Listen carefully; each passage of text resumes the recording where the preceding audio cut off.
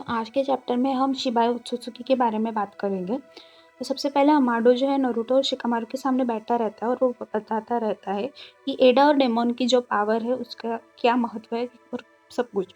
तो एडा के पास एन्चेंटमेंट का पावर है जिससे वो सबको कैप्टिव बना सकती है, सिर्फ उसके ब्लड रिलेटिव्स और ओत्सुत्सुकी को छोड़ के। और इसी के साथ वो अपनी आई शेंड्रिगन की मदद से सब कुछ देख सकती है, पर उसकी एक लिमिट है। वो 16 साल के बीच के अंतराल में सब कुछ देख सकती है। वो भले आगे पीछे करके सिर्फ 16 साल के पहले की चीज़ें नहीं देख सकती है, आगे की ही चीज़ें देख सकती है।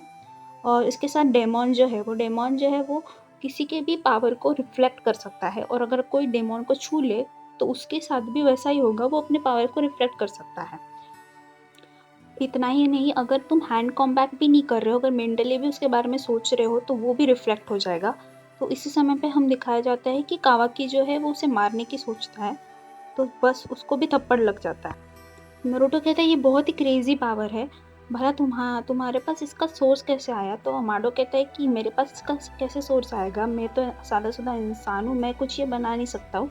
सारी पावर जो है शिबाया ओत्सुत्सुकी की है, मैंने सिर्फ इसे ट्रांसप्लांट किया है इन साइबॉर्ग्स में। सब लोग पूछते हैं कि शिबाया ओत्सुत्सुकी कौन है। अमाडो बताता है कि वो गॉड है, ओत्सुत्सुकी का गॉड है।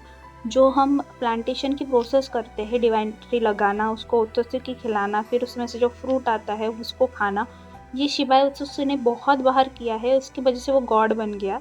उसकी पावर इतनी हद तक थी कि वो अपने हाथ से स्टॉर्म बुला सकता था, और सारे जो भी इसके पावर्स है, जो भी हम निंजुत्सु करते हैं, वो भी उसके सेंजुत्सु का एक इमिटेशन है।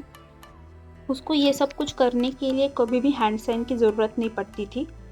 इस पे शिकामारू पूछता है तो अभी ये शिबाया ओत्सुत्सुकी कहाँ पर है? अमाडो कहता है कि वो कहीं पे भी नहीं है, वो शायद इटर्निटी को पहुंच गया। वो इतना गॉडली बीन हो गया था कि उसका एग्जिस्टेंस ही नहीं, उसकी बॉडी की ज़रूरत ही नहीं पड़ती है। ऐसी टेक्नोलॉजी के बारे में सुन के कि हम किसी की गॉडली पावर को भी ट्रांसप्लांट कर सकते हैं, शिकामारू जो है वो कात्सुकी को पूछता है कि ऐसा कर सकते हैं क्या? तो वो बोलता है कि हाँ हाँ, ऐसा हो सकता है। वो कहता है कि इतने दिनों में मैंने ऐसी सारी चीज़ें देख ली है कि मेरे हिसाब से तो ये इम्पॉसिबल बिल्कुल नहीं है अमाडो के लिए। शिकामारू कहता है कि मुझे तुम पे भरोसा नहीं अमाडो, तुम ये सारी चीज़ें कर क्यों रहे हो? आखिर इसके पीछे का मोटिव क्या है? तो अमाडो कहता है कि दरअसल कुछ सालों के पहले जो है मेरी बेटी हुआ करती थी, उसको बीमारी हो गई थी, डेडली डिसीज़ हो गई थी, तो मैं उसे बचा नहीं पाया। तो हुआ ये कि पर मैं हमेशा से तैयार था इस चीज़ के लिए। मैं चाहता था कि मैं अपनी बेटी का ब्रेन लेके मैं किसी और साइबॉर्ग में ट्रांसप्लांट कर दूँ और उसको पुनर्जीवित कर दूँ, और इस चीज़ के लिए मैंने उसके ब्रेन को प्रिज़र्व भी किया था और मैंने वो चीज़ कर भी दिखाई थी, पर वो एक अलग ही इंसान बन गई। 6 महीने के बाद मुझे महसूस हुआ कि शायद मैंने मेरी बेटी को सच्ची में खो दिया। ये सुन के नारुतो जो है वो इमोशनल हो जाता है, पर शिकामारू डाउट करता है। वो एडा को पूछता है कि पता करो सच में इसकी बेटी थी या नहीं। ये सब नारुतो कहता है कि तुम बहुत बेदर्द हो चुके हो। एडा कहती है कि ये बहुत ही हर्टफुल था, पर मुझे तुम्हारी ये आदत पसंद है शिका डियर। वो बताती है कि हाँ ऐसा हुआ है, और यही हुआ था। उसकी एक बेटी थी जिसका नाम था केबी सेंजू, और वो उसकी डेथ हो गई थी, और उसके बाद ही ये सारे इवेंट्स हुए। अमाडो कहता है कि आगे ये हुआ कि जब मैं अपनी बेटी को रिजरेक्ट नहीं कर पाया, तब मेरे पास जिगेन आया। उसने मुझे कर्मा रिजरेक्शन के बारे में बताया, और साथ ही में मैंने धीरे धीरे करके उसका प्लान जान लिया। शिकामारू कहता है तो फिर तुम क्यों उसके खिलाफ हो गए? तो अमाडो कहता है अगर प्लानेट ही नहीं रहेगा तो मैं मेरी बेटी को वापस लाके क्या ही करूँगा, इसलिए मैं उसके खिलाफ गया और मैंने ये सारी चीज़ें कर दी।